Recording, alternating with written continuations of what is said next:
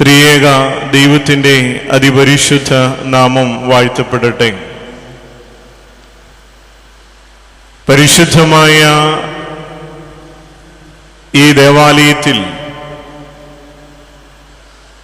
അഭിമന്യരായ റമ്പാച്ചന്മാരോടും വൈദിക ശ്രേഷ്ഠരോടും ദൈവത്തിൻ്റെ ജനതയോടും ഈ നോമ്പുകാലമായിരിക്കുവാൻ ദൈവം ഇടയാക്കിയ വലിയ അവസരത്തിനായിട്ട് നന്ദി നിറഞ്ഞ ഹൃദയത്തോടെ നമുക്ക് ദൈവത്തെ സ്തോത്രം ചെയ്യാം. പരിശുദ്ധമായ നോമ്പിൻ്റെ രണ്ടാം ആഴ്ച അതിൻ്റെ പൂർത്തീകരണത്തിലേക്ക് അടുത്തുകൊണ്ടിരിക്കുകയാണ്. പരിശുദ്ധമായ നോമ്പാവുന്ന നൗകയിൽ ദൈവത്തിൻ്റെ അനുഗ്രഹങ്ങളും കൃപകളുമാവുന്ന വലിയ പ്രത്യാശയുടെ തുറമുഖത്തേക്ക് യാത്ര ചെയ്യുമ്പോൾ നമ്മുടെ നോമ്പിൻ്റെയും പ്രാർത്ഥനയുടെയും ഉപവാസത്തിൻ്റെയും ആഴം ദൈവം സ്വീകരിക്കപ്പെടുന്ന തലത്തിലാണോ എന്ന് ചിന്തിക്കേണ്ട അവസരം കൂടിയാണ് ഇത്. ഇപ്പം നാം പാടി നിർത്തിയ ഗീതം, പ്രത്യേകാൽ ഓരോ വിശുദ്ധ കുർബാനയുടെയും പ്രാരംഭത്തിൽ പാടുന്ന ഒരു ഗീതം, ഹാബേലിൻ്റെ കുഞ്ഞാടും നോഹിൻ്റെ കാഴ്ചയും അബ്രഹാമിൻ്റെ ബലിയും കൈക്കൊണ്ട കർത്താവേ, ഞങ്ങളുടെ നോമ്പും പ്രാർത്ഥനയും അവിടുന്ന് കൈക്കൊണ്ട് നിന്റെ കരുണയാൽ ഞങ്ങളോട് കരുണ ചെയ്യണമേ എന്ന്, ഞങ്ങളെ കാക്കണമേ എന്ന് പാടി നിർത്തുന്ന ഗീതം വളരെ ശ്രേഷ്ഠമായ ഒരു ഗീതമാണത്. എന്തുകൊണ്ടാണ് നമ്മുടെ നോമ്പുകളും പ്രാർത്ഥനകളും ഈ മൂന്ന് ബലി പോലെ കൈക്കൊള്ളണം എന്ന് പിതാക്കന്മാർ പ്രാർത്ഥിക്കുവാൻ ഇടയായത് എന്ന് ശാന്തമായിട്ട് നമുക്ക് ചിന്തിക്കാം.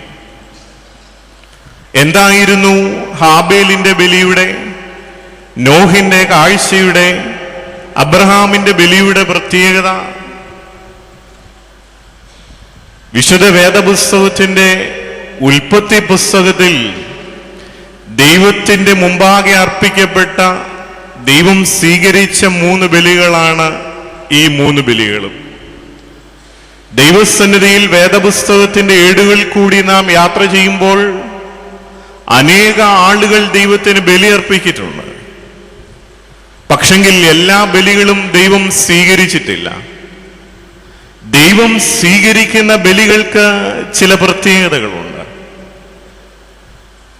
ഹാബേലിന്റെ ബലിയുടെ പ്രത്യേകത ഏറ്റവും ശ്രേഷ്ഠമായി എബ്രായ ലേഖനം 11-ാം അധ്യായത്തിൽ നമ്മൾ വായിക്കുന്നുണ്ട്. 4-ാമത്തെ വാക്യം, വിശ്വാസത്താൽ ഹാബേൽ കായീന്റേതിനേലും ഉത്തമമായ യാഗം കഴിച്ചു.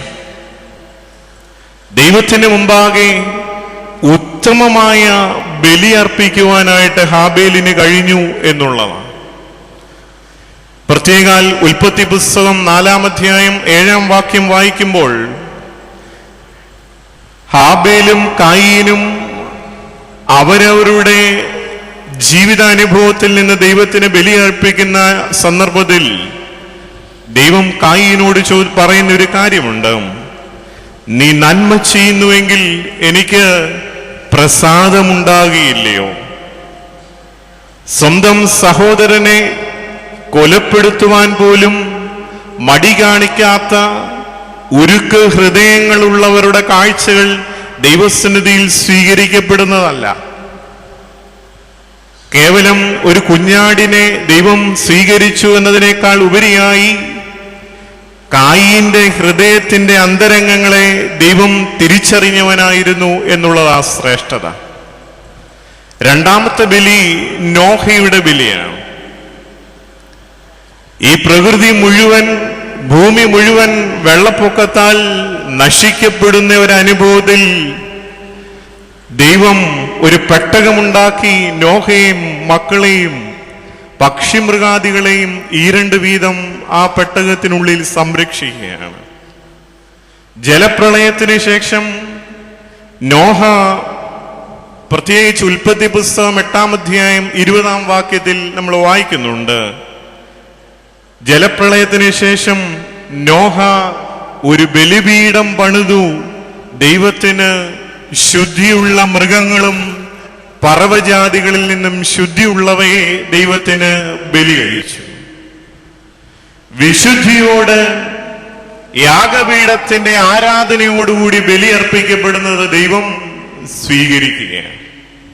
മൂന്നാമത്തെ ബലി അബ്രഹാമിന്റെ ബലിയാണ്.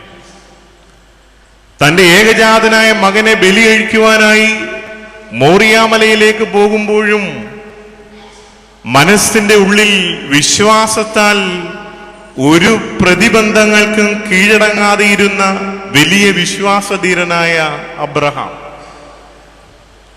തന്റെ മകന് പകരം ബലിവസ്തുവിനെ ദൈവം തന്നെ കരുതിയ അനുഭവമാണ്. എത്ര ശ്രേഷ്ഠമാണ് ഈ ബലി! വിശുദ്ധ കുർബാന ഇതിന്റെ മുൻകുറിയായി ഈ ബലിയെ നമ്മൾ കാണുന്നുണ്ട്. പിതാക്കന്മാര് നമ്മെ പഠിപ്പിക്കുന്നുണ്ട്. ബലിയർപ്പിക്കുന്ന ബലിവസ്തുവിനെ ദൈവം കരുതുകയാണ്. പിതാവായ ദൈവം തന്റെ ഏകജാതനായ മകനെ ഈ ലോകത്തിന് ബലിയർപ്പിക്കുവാൻ വേണ്ടി, ഈ ലോകത്തിനെ തിരിച്ചെടുക്കുവാൻ വേണ്ടി, ശ്രേഷ്ഠമായ അനുഗ്രഹങ്ങളും വീണ്ടെടുപ്പും നൽകുവാൻ വേണ്ടി ഏകജാതനായ മകനെ ബലിവസ്തുവായി പിതാവായ ദൈവം ലോകത്തിന് നൽകിയ വിശുദ്ധ കുർബാനയുടെ ഈ നോമ്പിന്റെ പൂർത്തീകരണങ്ങളിലേക്ക് ആക്കി വച്ചിരിക്കുകയാണ്. ഈ മൂന്ന് ബലികളും ദൈവസന്നിധിയിൽ ശ്രേഷ്ഠമായി ദൈവം കണ്ടതുപോലെ ഞങ്ങളുടെ നോമ്പും പ്രാർത്ഥനകളും അപേക്ഷകളും അവിടുന്ന് സ്വീകരിക്കണമേ എന്ന് നമ്മൾ പ്രാർത്ഥിച്ചും പാടിയും നിർത്താറുണ്ട്. ഒരു നിമിഷം നമുക്ക് ശാന്തമായിട്ടൊന്ന് ചിന്തിക്കാം. ദൈവസന്നിധിയിൽ നമ്മൾ കഴിക്കുന്ന നോമ്പുകൾ ദൈവത്തിന് പ്രീതിയുള്ളതാണോ? ദൈവത്തിന് മുമ്പാകെ നമ്മൾ കഴിക്കുന്ന ഉപവാസങ്ങൾ ദൈവസന്നിധിയിൽ സ്വീകരിക്കുവാൻ ശ്രേഷ്ഠതയുള്ളതാണോ എന്ന് ശാന്തമായിട്ട് ചിന്തിക്കാം. ഒരുപക്ഷെങ്കിൽ ചില ഭക്ഷണ പദാർത്ഥങ്ങളൊക്കെ വെടിഞ്ഞ് 40-50 ദിവസം പിന്നിടുന്നവരായി നാം മാറാതെ ഇരിക്കുവാൻ, നമ്മുടെ ഉപവാസങ്ങൾ കേവലം പട്ടിണികളായി മാറാതെ ഇരിക്കുവാൻ, നമ്മുടെ ദാനധർമ്മങ്ങൾ മറ്റുള്ളവരുടെ മുമ്പാകെ വിളങ്ങുന്നതായി മാറാതെ ഇരിക്കുവാൻ നമ്മൾ ശ്രദ്ധിക്കുന്നുണ്ടോ എന്ന് ശാന്തമായി ചിന്തിക്കാം. ആ നോമ്പിനും ഉപവാസത്തിനും അഴിവ് വരത്തക്കമായ എന്തെങ്കിലും കാരണങ്ങൾ ഉണ്ടെങ്കിൽ ആ കാരണങ്ങളെ മാറ്റി നിർത്തുവാൻ, ദൈവം സ്വീകരിക്കുന്ന ശ്രേഷ്ഠമായ നോമ്പും ഉപവാസവും ദൈവസന്നിധിയിൽ അർപ്പിക്കുവാൻ ഈ ദിവസം നമുക്കിടയാകണം. അതിനുവേണ്ടി നമ്മെ തന്നെ ദൈവസന്നിധിയിൽ ശാന്തമായി സമർപ്പിക്കാം. ഒരുപക്ഷെങ്കിൽ നമ്മളൊക്കെ 40 ദിവസം ഉപവസിക്കുന്നവരുണ്ടാവാം. ഉപവാസം എന്നുള്ളത് പിതാക്കന്മാരും വേദപുസ്തകവും പഠിപ്പിക്കുന്നു, ദൈവത്തോട് കൂടെ വസിക്കുന്ന അനുഭവമാണ്. അതിൽ ഭക്ഷണത്തിനോ മറ്റു നമ്മുടെ സ്വാർത്ഥ താല്പര്യങ്ങൾക്കോ പ്രാധാന്യമില്ല. പാട്ടുകാരൻ നമ്മെ ഓർപ്പിക്കുന്നു, നാഥനെ ഉള്ളത്തിൽ ധ്യാനിച്ചും മാനിച്ചും സേവിച്ചും പോകയാൽ ക്ഷീണമെന്തെന്ന് അറിയുകയില്ല. ഏറ്റവും ശ്രേഷ്ഠമായ ഉപവാസത്തിന്റെ ഒരു കാഴ്ചപ്പാടാണ് അത്. നോമ്പ് ഉപവാസം എന്ന് കേൾക്കുമ്പോൾ നമ്മുടെ മനസ്സിലേക്ക് ഓടി വരുന്ന ആദ്യ ചിന്ത ചിലതൊക്കെ വേണ്ടാന്ന് വെക്കേണ്ട നാളുകളാണ്, ചില ഭക്ഷണങ്ങൾ വേണ്ടാതെ വെക്കേണ്ട നാളുകളാണ്, ചില താല്പര്യങ്ങൾ വേണ്ടാതെ വെക്കേണ്ട നാളുകളാണ് എന്ന് നമ്മൾ ഓർക്കാറുണ്ട്. പക്ഷെങ്കിൽ വേദപുസ്തകവും പിതാക്കന്മാരും നമ്മെ പഠിപ്പിക്കുന്നു, നോമ്പ് കാലം എന്ന് പറയുന്നത് ചിലത് വേണ്ടാതെ വെക്കുന്ന നാളുകളല്ല, ചിലത് നേടാനുള്ള കാലങ്ങളാണ്. ചില നഷ്ടപ്പെടലിന്റെ കാലഘട്ടമല്ല നോമ്പ് എന്ന് പറയുന്നത്. നിങ്ങൾക്ക് അനുഗ്രഹങ്ങളും സമാധാനവും നന്മകളും ലഭിക്കത്തക്കവണ്ണം സ്വർഗത്തിന്റെ കവാടങ്ങൾ തുറക്കപ്പെടുന്ന നാളുകളാണ് നോമ്പ് എന്ന് പറയുന്നത്. അതുകൊണ്ട് നിർബന്ധത്താലാകാതെ പൂർണ്ണ മനസ്സോടുകൂടി ദൈവസന്നിധിയിൽ നമുക്ക് ഈ നോമ്പും പ്രാർത്ഥനകളും അർപ്പിക്കാം. എന്ന് ആശംസിക്കുകയും പ്രാർത്ഥിക്കുകയും ചെയ്യുകയാണ്.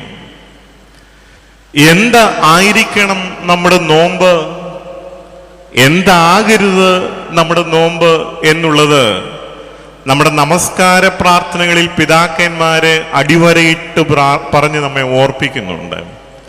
വിശുദ്ധ വേദപുസ്തകത്തിൽ പഴയ നിയമത്തിലും പുതിയ നിയമത്തിലും വളരെ വ്യക്തമായി പ്രവാചകന്മാർ മുഖാന്തരം ഒക്കെയും നമ്മെ ഓർപ്പിക്കുന്നുണ്ട്. നിന്റെ നോമ്പും ഉപവാസവും ദൈവം പ്രീതിപ്പെടണമെങ്കിൽ അതെങ്ങനെയുള്ളതായിരിക്കണം എന്ന് നമ്മെ ഓർമ്മപ്പെടുത്തുന്നുണ്ട്.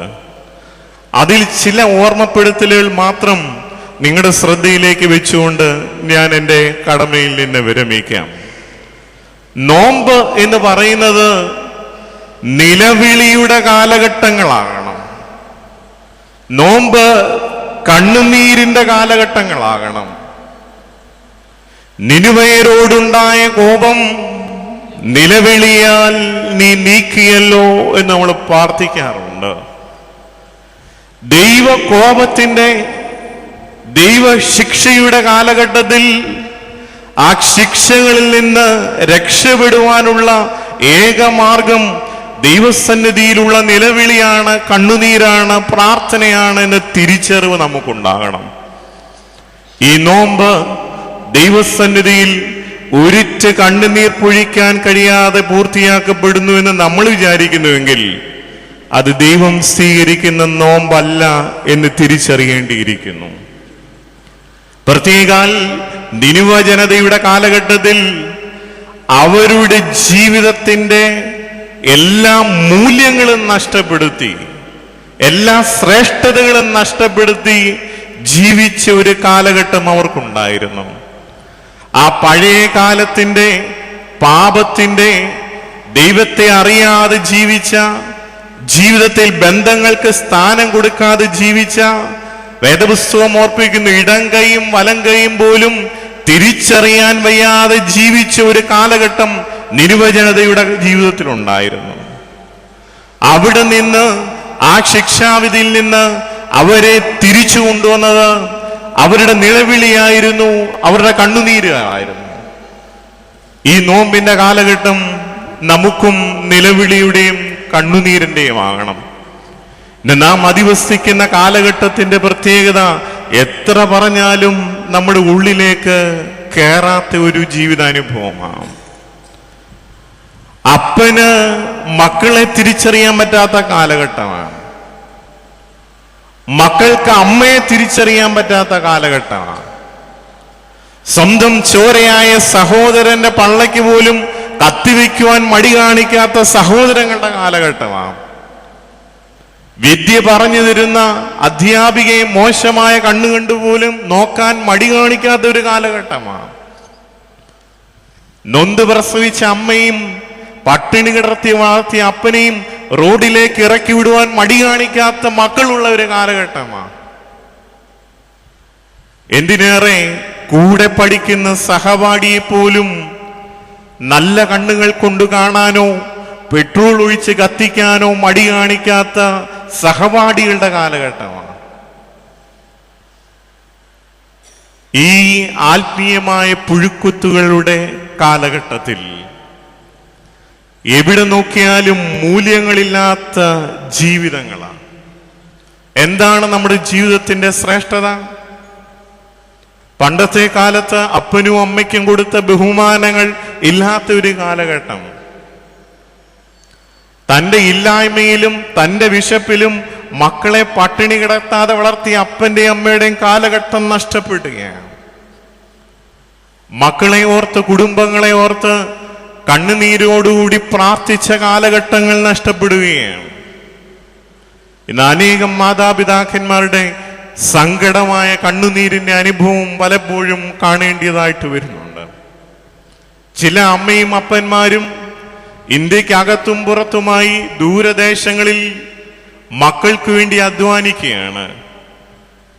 ഒരു നല്ല ഭക്ഷണം ആസ്വദിക്കാതെ, ഒരു നല്ല വസ്ത്രം ധരിക്കാതെ, ജീവിതത്തിൽ അവർക്ക് കിട്ടാമാവുന്ന സന്തോഷങ്ങളൊക്കെ മാറ്റിവെച്ചിട്ട് മക്കൾക്ക് വേണ്ടി അധ്വാനിക്കുകയാണ് രാവുകൾ, പുരുഷായുസ് മുഴുവൻ.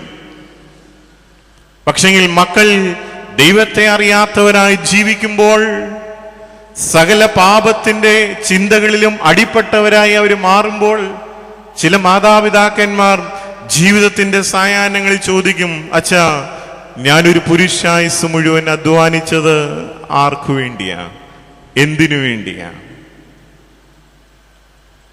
മക്കളെ പറ്റിയുള്ള ആകുലതകളുടെ നാട്ടിലാണ് നാം ജീവിക്കുന്നത്. നഴ്സറി സ്കൂളിൽ കൊണ്ടുവിട്ടാൽ പോലും കുട്ടികൾ തിരിച്ചു വരുന്ന സമയം വരെ ആദിയോടുകൂടി ജീവിക്കുന്ന മാതാപിതാക്കന്മാരുടെ കാലഘട്ടമാണ്. നമ്മുടെ വ്യക്തി ജീവിതങ്ങളിലേക്കൊന്ന് ഇറങ്ങി നോക്കാം. കൂടെ താമസിക്കുന്ന ഭാര്യയോടും ഭർത്താവിനോടും പോലും പറയാൻ പറ്റാത്ത നീറുന്ന സങ്കടങ്ങളുമായി ജീവിക്കുന്ന അനേക ആളുകളുള്ള ഒരു കാലഘട്ടമാണ്. ഒരു ഭാര്യയുടെ ക്യാൻസർ രോഗം ഭർത്താവിനോട് പോലും പറയാതെ അടക്കി വെച്ചിരുന്ന ഒരു ഭാര്യയെ എനിക്ക് എൻ്റെ ജീവിതത്തിൽ അറിയാം. സ്വന്തം വേദനകളും സ്വന്തം ഇല്ലായ്മകളും കൂടെ താമസിക്കുന്നവ ഭർത്താവിനോ ഭാര്യയ്ക്കോ മക്കൾക്ക് പോലുമോ അറിയാത്ത ഒരു കാലഘട്ടം. സ്വന്തം സങ്കടങ്ങൾ ആരോടും ഇറക്കി വയ്ക്കാൻ പറ്റാത്ത ഒരു കാലഘട്ടമാണ്. അവിടെയാണ് പരിശുദ്ധ പരിമല തിരുമേനിയുടെ കബറിടം പോലെയുള്ള ഈ സ്ഥലങ്ങൾ നമുക്ക് ആശ്വാസങ്ങളാവുന്നവ. മക്കളെ പറ്റിയുള്ള ആകുലതകളായിക്കൊള്ളട്ടെ, ഇന്നും കണ്ടുപിടിക്കാൻ കഴിയാത്ത നമ്മുടെ രോഗങ്ങളായിക്കൊള്ളട്ടെ, നാളെയെ പറ്റിയുള്ള നമ്മുടെ ചിന്തകളായിക്കൊള്ളട്ടെ, ആരോടും പറയുവാൻ കഴിയാത്ത നമ്മുടെ ചില വ്യക്തിപരമായ ദുഃഖങ്ങളായിക്കൊള്ളട്ടെ, അത് ഇറക്കി വയ്ക്കുവാനുള്ള ഇടമാണ് പരിശുദ്ധന്മാരുടെ കബറിടം, പരിശുദ്ധമായ ദേവാലയം എന്ന് പറയുന്നത്. ഈ ഒരു അനുഭവത്തിൽ നമുക്ക് നോമ്പിനെയും കാണുവാനായിട്ട് കഴിയണം. ദൈവസന്നിധിയിൽ ഒരിറ്റ് കണ്ണുനീരോടുകൂടി പ്രാർത്ഥിക്കാം. ദൈവം സ്വീകരിക്കുന്ന കാഴ്ചകളാവുന്ന ശ്രേഷ്ഠമായ ഫലങ്ങളെ നമുക്ക് ദൈവസന്നിധിയിൽ അർപ്പിക്കാം. ഗോൽഗുഥയുടെ ഉയരങ്ങളിലേക്ക് ഭാരമേറിയ കുരിശും വഹിച്ചുകൊണ്ട് കർത്താവായ യേശു തമ്പുരാൻ പോകുമ്പോൾ കർത്താവിന്റെ കഷ്ടപ്പാടും വേദനകളും കണ്ട് ചുറ്റും കൂടിയ എബ്രായ സ്ത്രീകൾ കരഞ്ഞു. കർത്താവ് അവരെ നോക്കി പറഞ്ഞ മറുപടി ഇങ്ങനെയാണ്. ഒരുപക്ഷെങ്കിൽ ദൈവം തമ്പുരാൻ ഈ ലോകത്തോട് വിളിച്ചു പറഞ്ഞ ഏറ്റവും അവസാനത്തെ സന്ദേശമാണ്. നിങ്ങൾ എന്നെ ചൊല്ലി കരയണ്ട, നിങ്ങളെ ചൊല്ലിയും നിങ്ങളുടെ മക്കളെ ചൊല്ലിയും കരയുക. ജീവിതത്തിൽ ചില പരാജയത്തിന്റെ അനുഭവം നമുക്കുണ്ടാവാം. നമ്മൾ പരാജയങ്ങളെ വിലയിരുത്തുന്നത് എങ്ങനെയാ? എൻ്റെ സഹോദരന്റെ ജീവിതത്തിൽ എന്തൊക്കെ നന്മകളുണ്ട്, എനിക്ക് എന്തൊക്കെ കിട്ടാതെ പോയി എന്നുള്ളതാണ്. അത് വെച്ച് നമ്മൾ പറയും എൻ്റെ ജീവിതം ഒരു പരാജയമാണ് എന്ന് പറയുന്നവരുണ്ടാവാം. എന്നാൽ വേദപുസ്തകം ഓർപ്പിക്കുന്നു, നിന്റെ പരാജയം എന്ന് പറയുന്നത് നിനക്ക് കിട്ടാതെ പോയതല്ല, ദൈവം തന്നിട്ടും നിനക്ക് അനുഭവിക്കാൻ കഴിയാതെ പോയതാണ് നിന്റെ പരാജയം. മക്കളെ തന്നിട്ടും മക്കളെ കൊണ്ട് സമാധാനമില്ല എന്ന് പറയേണ്ടി വരുന്നത് നമ്മുടെ ജീവിതത്തിന്റെ പരാജയങ്ങളാണ്. പട്ടിണി കൊണ്ടും ദാഹം കൊണ്ടും അനേകായിരങ്ങൾ മരിക്കുന്ന ഈ നാട്ടിൽ 3 നേരത്തിന് 4 നേരം കഴിക്കാൻ ദൈവം തന്നിട്ടും സമാധാനമില്ല എന്ന് പറയേണ്ടി വരുന്നത് പരാജയമാണ്. ആരാധിക്കുവാനുള്ള ശാന്തമായ അന്തരീക്ഷങ്ങളും മനോഹരമായ ദേവാലയങ്ങളും സാഹചര്യങ്ങളും തന്നിട്ട് ആരാധനയുടെ ഔന്നത്യത്തിലേക്ക് തിരികെ വരുവാൻ കഴിയാതെ പോകുന്നത് ജീവിത പരാജയമാണ്. പ്രിയമുള്ളവരെ, നമ്മുടെ ജീവിതത്തിൽ ചില പരാജയങ്ങളുണ്ടെന്ന് നമ്മൾ ചിന്തിച്ച ചില കാരണങ്ങളുണ്ട്. ഒരുപക്ഷെങ്കിൽ ഇന്ന് ഞങ്ങൾക്ക് അച്ഛന്മാർക്ക് ധാരാളം പ്രാർത്ഥിക്കാൻ കിട്ടുന്ന വിഷയങ്ങളിൽ ഏറ്റവും നീണ്ട ലിസ്റ്റാണ് രോഗികൾക്ക് വേണ്ടിയുള്ള പ്രാർത്ഥന. അതേപോലെ മറ്റൊരു നീണ്ട ലിസ്റ്റും ഇന്ന് കിട്ടാറുണ്ട്. മക്കളില്ലാത്ത ദമ്പതിമാരുടെ പേരുകളാണ്. ഈ മക്കളില്ലാത്തവരുടെ കണ്ണുനീരും ദുഃഖവും എത്ര വലിയതാണെന്ന് നമ്മൾ ചിന്തിക്കുന്നതിനേക്കാൾ ഉപരിയാണ്. അവരെക്കാൾ എന്ത് ശ്രേഷ്ഠത കണ്ടിട്ടാണ് ദൈവം ഒരു കുഞ്ഞിനെ ദാനമായി നമുക്ക് നൽകിയത്? ഒരു ശ്രേഷ്ഠതയും കണ്ടിട്ടല്ല ദൈവം തന്നത്. എന്നിട്ടും ഈ മക്കൾക്ക് വേണ്ടി നമ്മൾ വേണ്ടതെല്ലാം വാങ്ങിക്കൊടുക്കും. ദൈവസന്നിധിയിൽ ശ്രേഷ്ഠമായ കണ്ണുനീരർപ്പിക്കാൻ കഴിയുന്നില്ലെങ്കിൽ ഈ ജീവിതം ഒരുപക്ഷെങ്കിൽ പരാജയത്തിലേക്കാകാം നമ്മൾ വഴി നടന്ന് നീങ്ങുന്നത്. പ്രിയമുള്ളവരെ, ദൈവസന്നിധിയിൽ ശ്രേഷ്ഠമായത് കണ്ണുനീരാണ്. ഒരുപക്ഷെങ്കിൽ സോദോം ഗമോറയ്ക്ക് നാശത്തിന്റെ അനുഭവം ഉണ്ടായതും നിനിവ ജനത നാശത്തിൽ നിന്ന് രക്ഷിക്കപ്പെട്ടതുമായ രണ്ട് ചരിത്രങ്ങൾ വേദപുസ്തകത്തിൽ നമ്മൾ വായിക്കുന്നുണ്ട്. സോദോം ഗൊമോറയ്ക്ക് തീയുടെയും ഗന്ധകത്തിന്റെയും വലിയ പ്രതിഷേധം, വലിയ പ്രതികാരം ദൈവത്തിൽ നിന്ന് കിട്ടിയത് അവരുടെ ജീവിതത്തിന്റെ മൂല്യങ്ങൾ നഷ്ടപ്പെട്ടപ്പോഴാണ്. ദൈവസന്നിധിയിൽ ശ്രേഷ്ഠമായ ജീവിത ബന്ധങ്ങൾ നഷ്ടപ്പെട്ടപ്പോഴാണ് ദൈവം സോദോം ഗൊമോറയെ തീയിറക്കി നശിപ്പിക്കുന്നത്.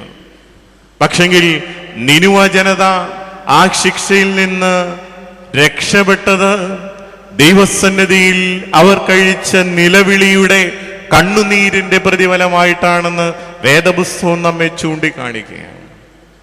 പ്രിയമുള്ളവരെ, വേദപുസ്തകവും പിതാക്കന്മാരും തരുന്ന വലിയ വലിയ ശ്രേഷ്ഠമായ ആയുധമാണ്. ഒരുപക്ഷെങ്കിൽ ദൈവത്തെ പരീക്ഷിക്കരുതെന്ന് പറയുമ്പോഴും മനസ്സുകൊണ്ട് നിങ്ങൾ പരീക്ഷിച്ച് നോക്കിക്കോളൂ. ഒരിറ്റ് കണ്ണുനീർ നിങ്ങളുടെ മക്കൾക്ക് വേണ്ടി, നിങ്ങളുടെ കുടുംബജീവിതങ്ങൾക്ക് വേണ്ടി ഈ ദേവാലയത്തിൽ വീഴ്ത്തുന്നുവെങ്കിൽ, നിങ്ങളുടെ ആകുലതകൾ ഓർത്ത്, നിങ്ങളുടെ രോഗങ്ങൾ ഓർത്ത്, നിങ്ങളുടെ പ്രതിസന്ധികൾ ഓർത്ത് ഒരിറ്റ് കണ്ണുനീർ ഈ ദേവാലയത്തിൽ പരിശുദ്ധനായ പരിമല തിരുമേനിയുടെ കബറിങ്കിൽ ഈ നോമ്പിൽ വീഴ്ത്തുന്നുവെങ്കിൽ പ്രതിഫലം കിട്ടാതെ പോകുകയില്ല എന്ന് വേദപുസ്തകം നമ്മെ ഓർമ്മപ്പെടുത്തുകയാണ്. എന്റെ അടുക്കലേക്ക് വരുന്നവരെ ഞാൻ ഒരു നാളും ഉപേക്ഷിക്കുകയില്ല, തള്ളിക്കളയുമില്ല എന്ന് വേദപുസ്തകം നമ്മെ പഠിപ്പിക്കുകയാണ്. പ്രിയമുള്ളവരെ, ഈ നോമ്പുകാലം കണ്ണുനീരിൻ്റെതാകണം. ഒരുപക്ഷെങ്കിൽ നമ്മുടെ ജീവിതങ്ങളെ വിശുദ്ധീകരിക്കുവാൻ ശ്രേഷ്ഠമായത് നമ്മുടെ കണ്ണുനീരുകളാണ്. നമ്മുടെ ആത്മാവിനെ വിശുദ്ധീകരിക്കുവാൻ ആവശ്യമായത് കണ്ണുനീരാണ്. ക്ഷീമ നമസ്കാരത്തിന്റെ സന്ധ്യാപ്രാർത്ഥനയിൽ പിതാക്കന്മാര് വരച്ചു കാണിക്കുന്ന ഒരു ശ്രേഷ്ഠമായ പ്രാർത്ഥനയുണ്ട്. നീ അനുതാപത്തിന്റെ ചിത്രം വരയ്ക്കാൻ ആഗ്രഹിക്കുന്നുവെങ്കിൽ വർണ്ണച്ചായം പൂശണ്ട, നിന്റെ കണ്ണുനീര് ഏക്കൂ എന്ന് പ്രാർത്ഥിക്കുകയാണ്. നിനക്ക് മനോഹരമായ ചിത്രങ്ങൾ വരയ്ക്കുവാൻ ധാരാളം വർണ്ണങ്ങൾ ഈ ലോകത്തിലുണ്ട്. നീ അനുതാപത്തിന്റെ ചിത്രം വരയ്ക്കാൻ ആഗ്രഹിക്കുന്നുവെങ്കിൽ ഈ ലോകത്തുള്ള ഒരു വർണ്ണങ്ങളും അതിന് ചേരുകയില്ല, നിന്റെ കണ്ണുനീര് അല്ലാതെ. ഇയ്യോബിന്റെ പുസ്തകം 1-ാം അധ്യായത്തിൽ നമ്മൾ വായിക്കുന്നുണ്ട്. ഇയ്യോബിന്റെ ജീവിതം നമുക്ക് സുപരിചിതവുമാണ്. തന്റെ ഭാര്യ, മക്കൾ, ആടുമാടുകൾ, നിന്ന കാലിന്റെ ചുവട്ടിലെ മണ്ണ് പോലും ഒലിച്ചുപോയ ഒരു മനുഷ്യനായിരുന്നു ഇയ്യോബ്. സകലതും നഷ്ടപ്പെട്ട ഒരു വ്യക്തിത്വമായിരുന്നു. പക്ഷെങ്കിൽ ഒരിക്കൽ പോലും ജീവനുള്ള ദൈവത്തെ ത്യജിച്ചു കളയുന്ന അനുഭവം ഇയ്യോബിന്റെ ജീവിതത്തിൽ ഇല്ലായിരുന്നു. ഇയ്യോബ് ഈ പ്രതിസന്ധികളിൽ പിടിച്ചു നിന്നത് എങ്ങനെയാണ് എന്ന് ഇയ്യോബിന്റെ പുസ്തകം 1-ാം അധ്യായത്തിൽ നമ്മൾ വായിക്കുന്നുണ്ട്. ഇയ്യോബ് അതികാലത്ത് എഴുന്നേറ്റ് തൻ്റെ മക്കളുടെ സംഖ്യയ്ക്കൊത്തവണ്ണം ഹോമയാഗങ്ങൾ കഴിക്കും. തങ്ങളുടെ മക്കൾ ജീവനുള്ള ദൈവത്തെ മനസ്സുകൊണ്ട് ത്യജിച്ച് കളയാതെ ഇരിക്കേണ്ടതിന് ഈ മക്കൾക്ക് വേണ്ടി ഹോമയാഗം കഴിച്ച ഒരു പിതാവായിരുന്നു. മക്കൾ മനസ്സുകൊണ്ട് ജീവനുള്ള ദൈവത്തെ ത്യജിച്ച് കളയാതെ ഇരിക്കേണ്ടതിന് മക്കൾക്ക് വേണ്ടി പ്രാതകാലത്ത് എഴുന്നേറ്റ് ബലിയർപ്പിച്ച ഒരു പിതാവായിരുന്നു ഇയ്യോബ്. ആ ശ്രേഷ്ഠമായ അനുഭവത്തിലാണ് എല്ലാം നഷ്ടപ്പെട്ടപ്പോഴും പിടിച്ചു നിൽക്കുവാനും പഴയതിനേക്കാൾ ഇരട്ടിയായി അതിന് പ്രാപിക്കുവാനും കഴിഞ്ഞത്. പ്രിയമുള്ളവരെ, ഈ നോമ്പ് നമുക്ക് അനുതാപത്തിന്റെയും കണ്ണുനീരിന്റെയും ആകണം.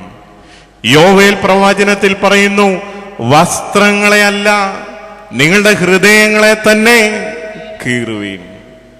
നിനുവ ജനതയ്ക്ക് ലഭിക്കുവാനുണ്ടായ വലിയ ശിക്ഷകളെ ഓർത്തിട്ട് രാജാവ് പോലും രാജവസ്ത്രം നീക്കി ചാക്കുടുത്ത് രട്ടിലും വെണ്ണീറിലും ഇരുന്നു എന്ന് നമ്മൾ വായിക്കുന്നുണ്ട്.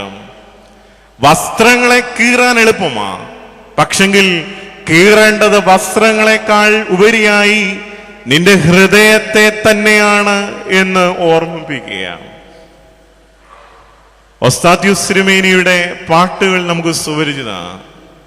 അദ്ദേഹം എഴുതിയ പാടിയ ഒരു പാട്ടാണ് ദൈവവചനത്തെ പറ്റിയ. ചങ്കു വാളുപോലെ വെട്ടുമ്പോലൻ ചങ്കിൽ വെട്ടണേ എന്ന് പ്രാർത്ഥിക്കുന്നു. ഹൃദയങ്ങളെ കീറുവാൻ, കഴിഞ്ഞ കാലത്തെ തെറ്റുകളെ ദൈവസന്നിധിയിൽ അക്കമിട്ട് എണ്ണിച്ചൊല്ലി ക്ഷമ ചോദിക്കുവാൻ ഈ നോമ്പുകാലം കഴിയണം. അതുകൊണ്ടാണ് നോമ്പിൽ വിശുദ്ധ കുമ്പസാരം നിർബന്ധമാണെന്ന് പിതാക്കന്മാർ നമ്മെ പഠിപ്പിക്കുന്നത്. ഇന്ന് കുമ്പസാരത്തിന് വന്നിരിക്കുമ്പോൾ പിതാക്കന്മാർ ചോദിക്കും, കഴിഞ്ഞ കുമ്പസാരത്തിന് ശേഷം ദൈവസന്നിധിയിൽ ഏറ്റുപറയത്തക്കതായ എന്തെങ്കിലും തെറ്റുകളുണ്ടെങ്കിൽ ഏറ്റുപറയാനുള്ള സന്ദർഭമാണ്. നമുക്കൊന്നും പറയാനില്ലാത്ത, ഒരു മറുപടിയും പറയാനില്ലാത്ത കുമ്പസാരങ്ങളായി നമ്മളുടെ കുമ്പസാരങ്ങൾ ചുരുങ്ങിപ്പോവുകയാണ്. വേദപുസ്തകം ഓർപ്പിക്കുന്നു, ആത്മാവ് നിങ്ങളുടെ ഉള്ളിൽ വരുമ്പോൾ പാപത്തെക്കുറിച്ചും തെറ്റുകളെ പറ്റിയുമുള്ള ബോധങ്ങൾ നിങ്ങളുടെ ഉള്ളിൽ ഉണ്ടാവും. നിനക്ക് നിന്റെ പാപത്തെ പറ്റി ചിന്തയില്ലെങ്കിൽ, നിനക്ക് നിന്റെ തെറ്റുകളെ പറ്റി ഓർമ്മയില്ലെങ്കിൽ, അനുതാപമില്ലെങ്കിൽ ചിന്തിക്കുക, ദൈവത്തിന്റെ ആത്മാവ് ഇനിയും നിന്റെ ഉള്ളിൽ വന്നിട്ടില്ല എന്നുള്ളതാണ്. ദൈവത്തിന്റെ ആത്മാവ് ഉള്ളിൽ വരുമ്പോൾ പാപത്തെ പറ്റിയും തെറ്റുകളെ പറ്റിയുമുള്ള ബോധം ഉള്ളിന്റെ ഉള്ളിൽ വരും. അപ്പോൾ മനസ്സുകൊണ്ട് നമ്മൾ അറിഞ്ഞോ അറിയാതെയോ കരഞ്ഞു പോകുന്നവരാകും എന്നുള്ളത് വാസ്തവമാണ്. പ്രിയമുള്ളവരെ, നോമ്പ് നിലവിളിയുടേതാകണം, കണ്ണുനീരിൻ്റെതാവണം. രണ്ടാമത്, നോമ്പ് ദൈവത്തെ അന്വേഷിക്കുന്ന കാലങ്ങളായി മാറണം. ദൈവത്തെ അന്വേഷിക്കുന്ന സമയങ്ങളായി നമ്മുടെ നോമ്പ് മാറ്റപ്പെടണം. കൂടെയുള്ളവർ ദൈവത്തെ എവിടെയോ നഷ്ടപ്പെട്ടവരായി നാം മാറിയിരിക്കുകയാണ്. യെരൂശലേം ദേവാലയത്തിലേക്കുള്ള പെരുന്നാളിന്റെ മധ്യേ കർത്താവിനെ നഷ്ടപ്പെട്ട മാതാവിനെയും ജോസഫിനെ പറ്റി നമ്മൾ വായിക്കുന്നുണ്ട്. അതിനേക്കാൾ ഉപരിയായി കൂടെ വസിക്കുന്ന ദൈവത്തെ കാണാനോ അന്വേഷിക്കാനോ കഴിയാത്തവരായി നാം മാറുകയാണ്.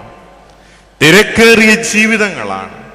എന്തിനോ വേണ്ടി രാപകൽ അധ്വാനിക്കുകയും വെട്ടിപ്പിടിക്കുവാൻ വേണ്ടി ഓടുന്നവരായി നമ്മൾ മാറുമ്പോൾ കൂടെയുള്ള ദൈവത്തെ അന്വേഷിക്കുവാൻ നമ്മൾ മറന്നുപോവുകയാണ്. സങ്കീർത്തനക്കാരൻ ഓർപ്പിക്കുന്നു, 14-ാം സങ്കീർത്തനത്തിൽ ഓർപ്പിക്കുന്നുണ്ട്, ദൈവത്തെ അന്വേഷിക്കുന്ന ബുദ്ധിമാനുണ്ടോ എന്ന് കാണുവാൻ ദൈവം സ്വർഗത്തിൽ നിന്ന് മനുഷ്യപുത്രന്മാരെ നോക്കുന്നുണ്ട്. ദൈവത്തെ അന്വേഷിക്കുന്ന ബുദ്ധിമാനുണ്ടോ എന്ന് കാണുവാൻ ദൈവം സ്വർഗത്തിൽ നിന്ന് മനുഷ്യപുത്രന്മാരെ നോക്കുകയാണ്.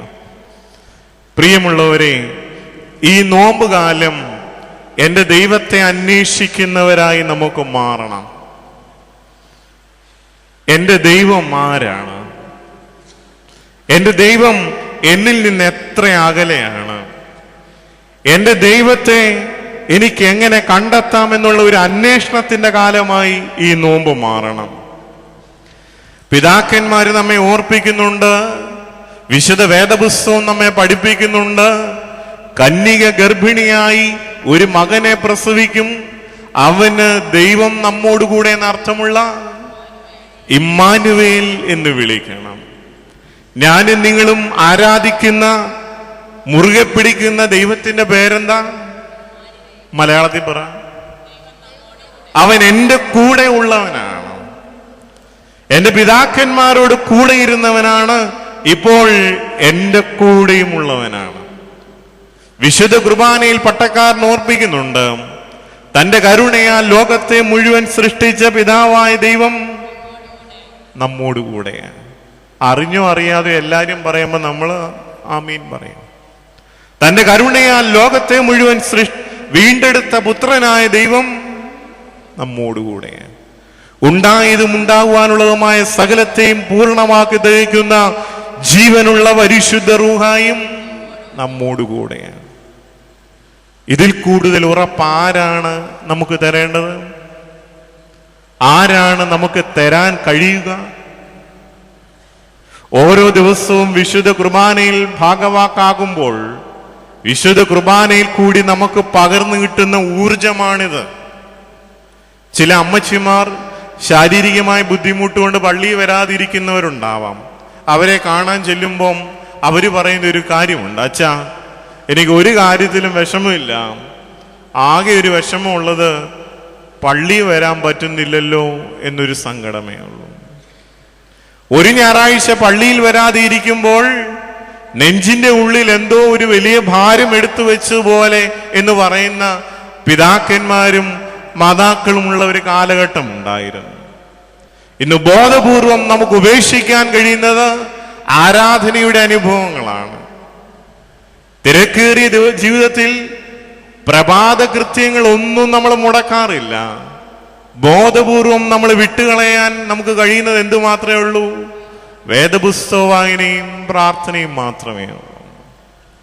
പ്രിയമുള്ളവരെ, ദൈവത്തെ അന്വേഷിക്കുന്ന ബുദ്ധിമാനായി തീരുവാൻ ഈ നോമ്പുകാലം നമുക്കിടയാകണം.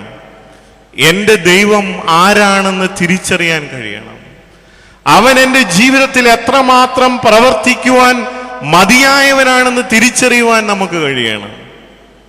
ഒരുപക്ഷെങ്കിൽ ഇന്ന് നാം അധിവസിക്കുന്ന ഈ കാലഘട്ടത്തിൽ ധാരാളം വാതിലുകൾ നമുക്ക് മുട്ടാനുണ്ട്.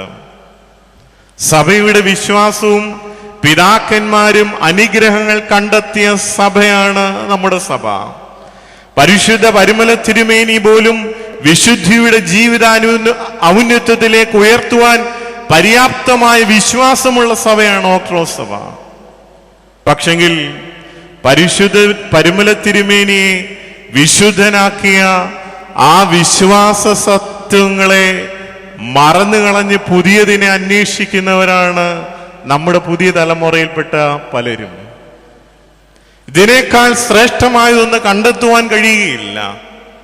നിന്റെ ദൈവം നിന്റെ കൂടെയാണെന്നുള്ള തിരിച്ചറിവ് നിനക്കുണ്ടാകണം. ദൈവം കൂടെ ഉണ്ടെങ്കിൽ നമുക്ക് സന്തോഷിക്കുവാൻ വളരെ ഉണ്ട്. കാരണം എന്താ? എൻ്റെ സങ്കടങ്ങളിൽ, എൻ്റെ ഇല്ലായ്മകളിൽ, എൻ്റെ പ്രതിസന്ധികളിൽ, എൻ്റെ നൊമ്പരങ്ങളിൽ, എൻ്റെ വേദനകളിൽ കൂടെ ഇരിക്കുന്ന ഒരു ദൈവം സന്തോഷമുള്ള കാര്യമാണ്. കാരണം എൻ്റെ എല്ലാ സങ്കടങ്ങളും കാണുന്ന ദൈവം എൻ്റെ കൂടെ ഉണ്ടെങ്കിൽ ഞാൻ എന്തിനും ഭയപ്പെടണം? ഞാൻ എന്തിന് കൂടുതൽ ടെൻഷൻ അടിക്കണം? പ്രത്യേകിച്ച് പരീക്ഷ കാലഘട്ടമായത്. ധാരാളം കുട്ടികൾ പ്രാർത്ഥിക്കാനായി മാതാപിതാക്കന്മാരും മക്കളും വിളിക്കാറുണ്ട്. കൂടെയുള്ള ഒരു ദൈവത്തെ അവർക്ക് ബോധ്യപ്പെടുത്തി കൊടുക്കുന്നതിൽ കൂടുതൽ ശക്തി വേറെ ഒന്നും ഈ ലോകത്തിലില്ല. അനേക ആളുകൾ കൗൺസിലിങ്ങിന് വേണ്ടി മക്കളെ കൊണ്ടുപോകുന്ന കാലഘട്ടമോ പരീക്ഷയ്ക്ക് ഒരുക്കാൻ. പ്രിയമുള്ളവരെ, കൂടെയുള്ള ദൈവത്തെ അവർക്ക് പകർന്നു കൊടുക്കുന്നതിനേക്കാൾ വലിയ ശ്രേഷ്ഠ അനുഭവമില്ല. ഒന്ന് ചിന്തിച്ചു നോക്കിയേ, കഴിഞ്ഞ നാളുകളിലേക്കൊന്ന് നമുക്ക് യാത്ര ചെയ്യാം. ഈ കാലഘട്ടത്തിൽ നോട്ട് പ്രതിസന്ധിയുടെ കാലഘട്ടങ്ങളിൽ കൂടി നമ്മൾ കടന്നുപോയി. നമ്മുടെ നിക്ഷേപത്തിൽ നിന്ന് നമുക്ക് 2000 രൂപയിൽ കൂടുതൽ എടുക്കാൻ പറ്റാത്ത ഒരു കാലഘട്ടത്തിൽ കൂടിയും നമ്മൾ കടന്നുപോയി. എന്നാൽ ആ കാലഘട്ടത്തിലൊക്കെ നമുക്ക് എന്തൊക്കെ ആകുലതകളായിരുന്നു. 2000 രൂപ കൊണ്ട് എങ്ങനെ ജീവിക്കാൻ കഴിയും എന്ന് ചോദിച്ച അനേക ആളുകളുണ്ട്. പക്ഷെങ്കിൽ നമ്മുടെ അപ്പച്ചന്മാരുടെയും അമ്മച്ചിമാരുടെയും കാലഘട്ടത്തിലേക്കൊന്ന് യാത്ര ചെയ്ത് നോക്കി. അടുത്ത നേരത്ത് മക്കൾക്ക് കഞ്ഞി വെച്ചു കൊടുക്കുവാൻ ചാക്കിൽ അരിയില്ലാത്ത, അരിപ്പെട്ടിയിൽ അരിയില്ലാത്ത കാലഘട്ടങ്ങൾ അവർക്കുണ്ടായിരുന്നു. അവരെങ്ങും തളർന്നു പോവുകയോ ആത്മഹത്യയെ പറ്റി ചിന്തിക്കുകയോ ചെയ്തിട്ടില്ല. ഇന്നത്തെ കാലത്തെ പോലെ വലിയ വലിയ ആശുപത്രികളോ വലിയ വലിയ ഡോക്ടർമാരോ ഇല്ലാതിരുന്ന കാലമൊട്ടം ഉണ്ടായിരുന്നു. എത്ര വലിയ രോഗം വന്നാലും ഇനി ജീവിതം അവസാനിപ്പിച്ചേക്കാമെന്ന് ചിന്തിച്ച അപ്പച്ചന്മാരും അമ്മച്ചിമാരും ഒന്നും നമ്മുടെ ജീവിതത്തിലില്ല. ഏതു പ്രതിസന്ധികളെയും അതിജീവിക്കുവാൻ കൂടെയുള്ള ദൈവത്തെ മുറുകെ പിടിച്ചവരായിരുന്നു അവർ. ചാണകം കൊണ്ടു മെഴുകിയ തറയിലും കണ്ണുനീരോടുകൂടി പ്രാർത്ഥിച്ച് ആ തറ കുതിർത്ത പിതാക്കന്മാരുടെ ജീവിതാനുഭവമാണ്. ദൈവത്തെ അവർ മുറുകെ പിടിച്ചതിൻ്റെ ശ്രേഷ്ഠമായ ഒരു പടിയാണ് നോമ്പ്, ഉപവാസം എന്നുള്ളത്. നമുക്ക് പലർക്കും അറിയാം, പണ്ട് നോമ്പിന്റെ കാലമായാൽ വീട്ടിലെ അമ്മച്ചി ഇറച്ചിയും മീനും ഒക്കെ കറി വയ്ക്കുന്ന ചട്ടി നേരത്തെ കഴുകി അത് വെക്കേണ്ട സ്ഥലത്തേക്ക് 10-50 ദിവസത്തേക്ക് അതിന് റെസ്റ്റ് കൊടുക്കുന്ന ഒരു കാലഘട്ടമാണ്. ജീവിതത്തിൽ നോമ്പിനും പ്രാർത്ഥനയ്ക്കും ആരാധനയ്ക്കും പ്രാധാന്യം കൊടുത്തവരായിരുന്നു അവർ. മറ്റൊരു പ്രത്യേകത അവർക്കുണ്ടായിരുന്നത്, ജീവിതത്തിൽ ഏത് പ്രതിസന്ധികൾ വന്നാലും ദൈവത്തിന് നേർച്ച നേർന്നവേ അതിജീവിച്ചവരാ. ദൈവത്തിന് നേർച്ച നേർന്ന പിതാക്കന്മാരുടെ ജീവിതാനുഭവമാണ്. ഏറ്റവും ശ്രേഷ്ഠമായി ഞാൻ ഓർക്കുന്നത്, എന്റെ പിതാവിന്റെ കയ്യിൽ തൂങ്ങി ഇടവങ്കാട് പള്ളിയുടെ മധ്യത്തിലായി ഞാൻ നിൽക്കുമ്പോൾ ചില ആളുകൾ ഒരു കുപ്പി പാല് കൊണ്ടുവന്ന് പള്ളിയുടെ നടക്ക് വെച്ചിട്ട് പോകും. ഞാൻ കൗതുകത്തോട് നോക്കി നിന്നിട്ടുണ്ട്. ചില അമ്മച്ചിമാർ കൊച്ചുമക്കളെ കൊണ്ട് വന്ന് കുറച്ച് മുട്ട അവിടെ വെച്ചിട്ട് പോകും. ചിലര് ഒരു കുപ്പി വെളിച്ചെണ്ണ കൊണ്ടുവച്ചിട്ട് പോകും. എന്തിനു വേണ്ടിയാണെന്ന് നമുക്കറിയാം.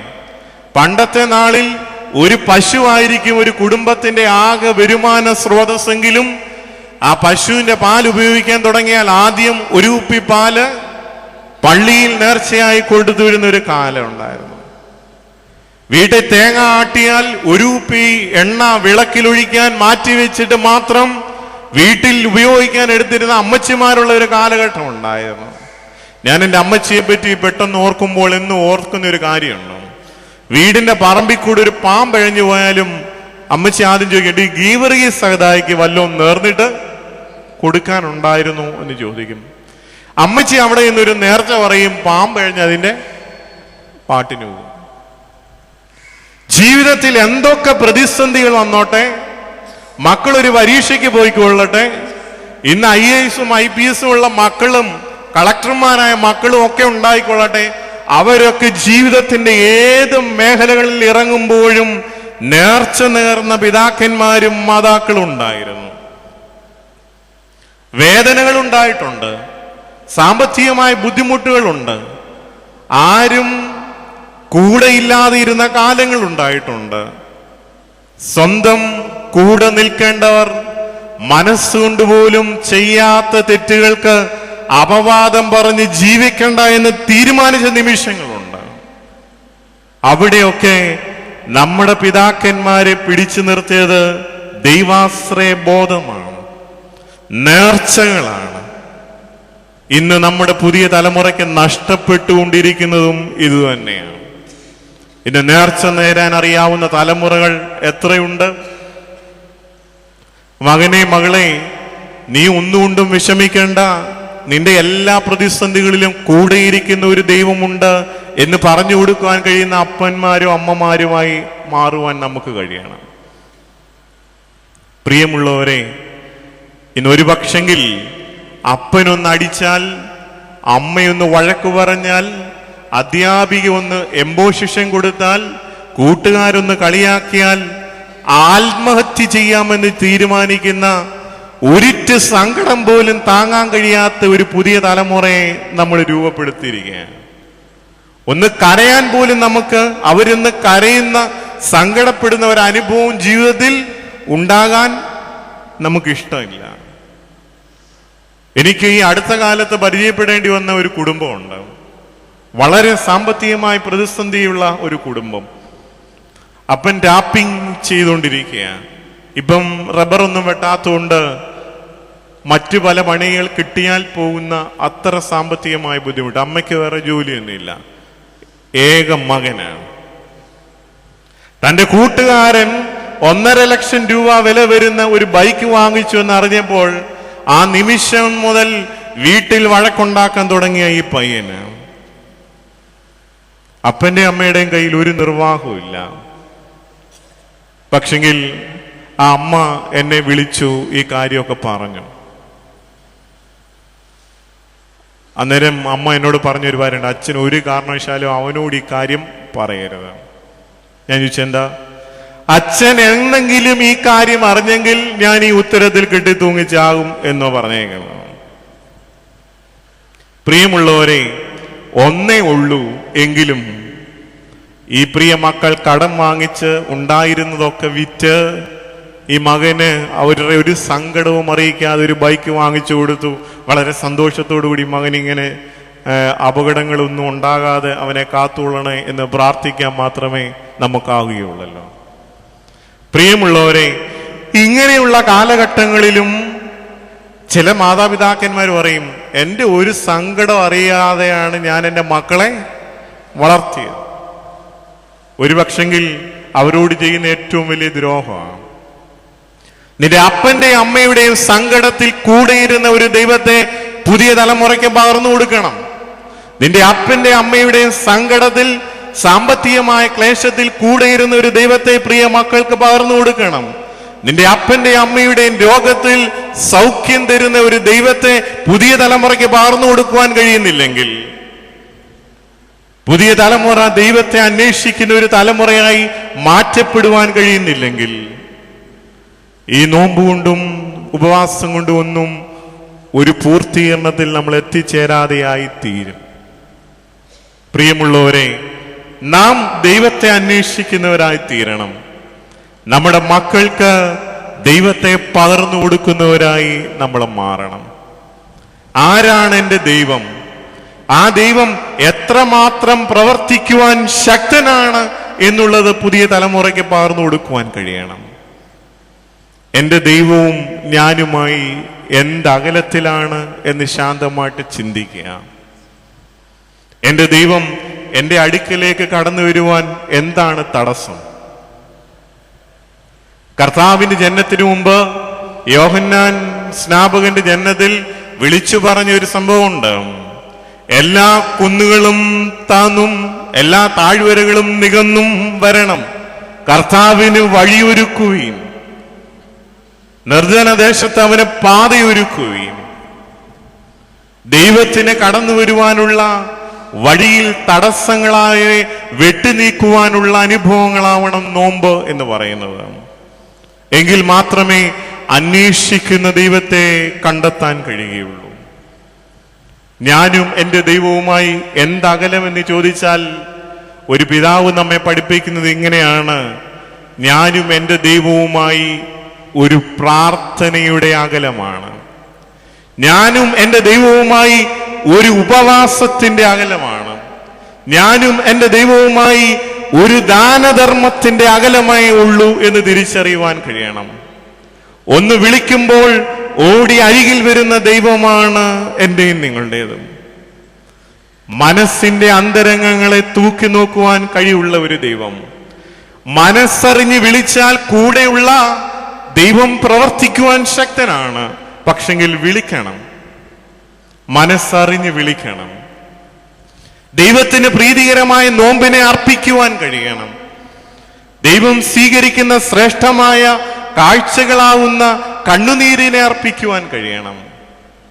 പ്രിയമുള്ളവരെ, ഞാനും എൻ്റെ ദൈവവും തമ്മിൽ ഒരു പ്രാർത്ഥനയുടെ അകലമേ ഉള്ളൂ. മനസ്സറിഞ്ഞ് പൂർണ്ണതയോടുകൂടി വിളിക്കുന്ന ഒരു പ്രാർത്ഥനയുടെ അകലമാണ്. പിതാക്കന്മാര് ആ പ്രാർത്ഥനയിൽ കൂടി ദൈവത്തെ കണ്ടവരാണ്. പരിശുദ്ധ പരിമല തിരുമേനിയും വട്ടശ്ശേരി തിരുമേനിയുടെ ജീവിതവും നമുക്കറിയാം.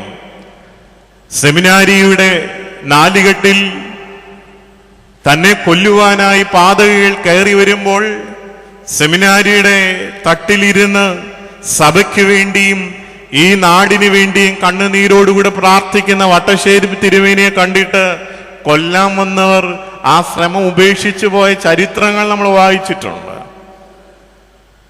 രാത്രിയുടെ യാമങ്ങളിൽ ദൈവത്തെ അറിയുന്ന പ്രാർത്ഥനയിൽ ദൈവത്തെ കാണുന്നവർ, പരിശുദ്ധ പരിമല തിരുമേനിയും പിതാക്കന്മാരും ഒക്കെ ഓർമ്മിക്കുന്നു, പ്രാർത്ഥന എന്നത് ദൈവവുമായുള്ള സംസർഗമാണ്. ദൈവത്തിൽ നിന്ന് കേൾക്കുവാൻ, എനിക്ക് ദൈവത്തോട് പറയുവാൻ, എൻ്റെ സങ്കടങ്ങളെ ഇറക്കി വയ്ക്കുവാനുള്ള അനുഭവങ്ങളാണ് പ്രാർത്ഥന എന്ന് പറയുന്നത്.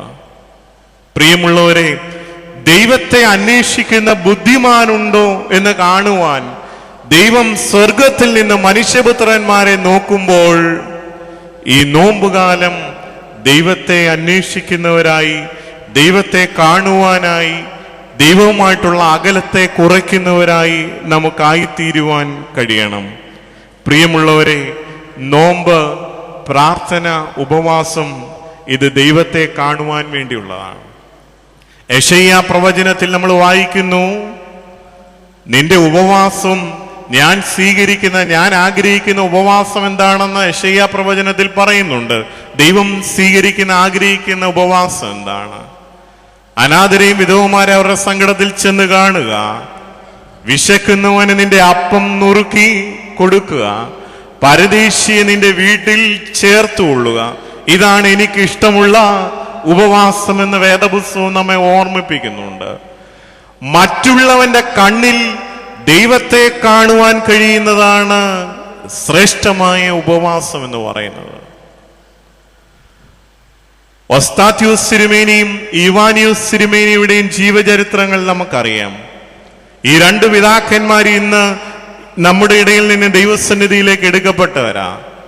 ഒസ്താത്യൂസ് തിരുമേനിയും ഈവാനിയൂസ് തിരുമേനിയും, കോട്ടയം ഭദ്രാസനത്തിന്റെ ഈവാനിയൂസ് തിരുമേനിയും കാലം ചെയ്തപ്പോൾ ആ പിതാക്കന്മാർക്ക് ബാങ്ക് ബാലൻസുകൾ ശൂന്യമായിരുന്നു. പക്ഷെങ്കിൽ ഇന്ത്യയുടെ പല അതിർത്തികളിലും യാത്ര ചെയ്തിട്ടുള്ളവർക്കറിയാം, ഈ സമൂഹത്തിന്റെ അഴുക്കുചാലിലേക്ക് അപ്പനും അമ്മയ്ക്കും വേണ്ടാതെ എറിയപ്പെട്ട അനേകം കുഞ്ഞുങ്ങൾക്ക് സ്വാതന്ത്ര്യമാകുവാൻ പിതാക്കന്മാർക്ക് കഴിഞ്ഞു. എല്ലാവരും കല്ലെടുത്തെറിയുന്ന കുഷ്ഠരോഗികളുടെ മക്കൾക്ക് സ്വാതന്ത്ര്യമാകുവാൻ ആ പിതാക്കന്മാർക്ക് കഴിഞ്ഞു. മറ്റുള്ളവന്റെ കണ്ണിൽ ദൈവത്തെ കണ്ട പിതാക്കന്മാരാണ്. അവരെയൊക്കെ കൂടുതൽ അറുത്തറിയുവാൻ ഭാഗ്യം ലഭിച്ചവരാ നമ്മൾ ഓരോരുത്തരും. വേദപുസ്തകം ഓർപ്പിക്കുന്നു, കർത്താവ് തന്നെ ചോദിക്കുന്നുണ്ട്, ഞാൻ വിശന്നു, നിങ്ങൾ എനിക്ക് ഭക്ഷിക്കുവാൻ തന്നില്ല. ഞാൻ തടവിലായിരുന്നു, നിങ്ങൾ എന്നെ വന്നു കണ്ടില്ല. വീണ്ടും ചോദിക്കുന്നുണ്ട്, നിന്നെ ഇങ്ങനെയൊക്കെ കണ്ടത് എപ്പോഴാണ് കർത്താവ് എന്ന് ചോദിക്കുമ്പോൾ പറയുന്നുണ്ട്, ഈ എളിയവർക്ക് നീ നിങ്ങൾ ചെയ്തതൊക്കെയും ആർക്കാവുന്നു ചെയ്തത്? എനിക്കാവുന്നു ചെയ്തത്. ഒരുപക്ഷെ കർത്താവ് വിശക്കുന്നവനായിട്ടോ, ദാഹിച്ചിരിക്കുന്നവനായിട്ടോ, രോഗിയായിട്ടോ, പരദേശിയായിട്ടോ നിങ്ങൾ കണ്ടു എന്ന് വരികയില്ല. കർത്താവിനെ കണ്ടെത്താൻ അങ്ങനെ കഴിയുകയില്ല. ഈ പാവപ്പെട്ട ആളുകൾക്ക് നിങ്ങൾ ചെയ്യുന്നതെല്ലാം എനിക്കാവുന്നു ചെയ്തത് എന്ന് ക്രിസ്തു പറയുകയാണ്. അതാവണം നമ്മുടെ നോമ്പും ഉപവാസവും. 50 ദിവസത്തെ ഉപവാസം നമ്മൾ പൂർത്തീകരിക്കുമ്പോൾ, 40 നോമ്പിൽ കൂടി 50 ദിവസങ്ങൾ ഈ നോമ്പിന്റെ കാലഘട്ടം കഴിയുമ്പോൾ 50 നേരം ഉപവസിച്ചവരുണ്ടാവും, അല്ലെങ്കിൽ 10-40 ദിവസമെങ്കിലും ഉപവസിച്ചവരുണ്ടാവാം. പിന്നെ നമ്മൾ വസിക്കുന്ന ഈ കാലഘട്ടത്തിൽ ഉപവാസം കൊണ്ട് ഏറ്റവും കൂടുതൽ പ്രയോജനമുള്ളത് നമ്മുടെ അമ്മമാർക്കാ. കാരണം എന്താ? ഇന്ന് ഒരു നേരം കഴിച്ചില്ലെങ്കിൽ നാളെ ഒരു നേരം കുറച്ച് ഉണ്ടാക്കിയാൽ മതി, അതുകൂടെ നമ്മൾ ഫ്രിഡ്ജിൽ വെക്കും. ഇങ്ങനെയുള്ള ഒരു കാലഘട്ടത്തിലാണ്. പക്ഷെങ്കിൽ ഈ 50 നോമ്പ് പൂർത്തീകരിക്കപ്പെടുമ്പോൾ, ഉപവാസങ്ങളിൽ കൂടി കടന്നു പോകുമ്പോൾ, ഒരു നേരത്തെ ആഹാരം ഒരു പാവപ്പെട്ടവന് കൊടുക്കാൻ കഴിയുന്നില്ലെങ്കിൽ തീർത്തും ഞാനിവിടെ എന്ന് പറയാ, ഈ നോമ്പ് അർത്ഥമില്ലാത്തതായി തീരും എന്നുള്ളത് ഓർത്തു. 50 ദിവസത്തെ ഉപവാസം പൂർത്തീകരിക്കപ്പെടുമ്പോൾ ഒരു നേരത്തെ ആഹാരം ഒരു പാവപ്പെട്ടവന് കൊടുക്കുവാൻ കഴിയുന്നില്ലെങ്കിൽ നിന്റെ ഉപവാസം ദൈവസന്നിധിയിൽ സ്വീകരിക്കപ്പെടുന്നതായി തീരുകയില്ല. പ്രിയമുള്ളവരെ, ദൈവം സ്വീകരിക്കുന്ന ശ്രേഷ്ഠമായ നോമ്പിനെ ദൈവത്തെ അന്വേഷിക്കുന്ന ബുദ്ധിമാന്മാരായി ഈ നോമ്പിൽ നമുക്ക് മാറാം. 2 കാര്യങ്ങളാണ് നിങ്ങളുമായി പങ്കുവച്ചത്. നോമ്പ് എന്ന് പറയുന്നത് കണ്ണുനീരിന്റെയും നിലവിളിയുടെയും കാലഘട്ടമാണ്. 2, നോമ്പെന്ന് പറയുന്നത് ദൈവത്തെ അന്വേഷിക്കുന്ന ബുദ്ധിമാന്മാരും ബുദ്ധിമതികളുമായി തീരേണ്ട കാലഘട്ടമാണ്. 3, നോമ്പ് കൊണ്ടുള്ള ഒരു പ്രയോജനമാണ്. നോമ്പിന്റെ പ്രയോജനം എന്താണെന്ന് ചോദിച്ചാൽ, പിതാക്കന്മാര് വരച്ചു കാണിക്കുന്ന നല്ലൊരു മാതൃകയുണ്ട്. നോമ്പ് നോക്കിയവർ എങ്ങനെയാവും? വേദപുസ്തകത്തിൽ ധാരാളം നോമ്പും ഉപവാസവും അർപ്പിച്ചവരുടെ നീണ്ട ലിസ്റ്റുണ്ട്. സന്ധ്യ വരെ ഉപവസിച്ചവരുണ്ട്, 1 ദിവസം ഉപവസിച്ചവരുണ്ട്, 3 ദിവസം ഉപവസിച്ചവരുണ്ട്, 21 ദിവസവും 40 ദിവസവും വരെ ഉപവസിച്ചവരുണ്ട്. 40 ദിവസം ഉപവസിച്ച ലിസ്റ്റിലുള്ളതാണ് മോശയും ഏലിയാവും പിന്നെ നമ്മുടെ കർത്താവും ഒക്കെ ആ ലിസ്റ്റിൽ വരുന്നതാണല്ലോ.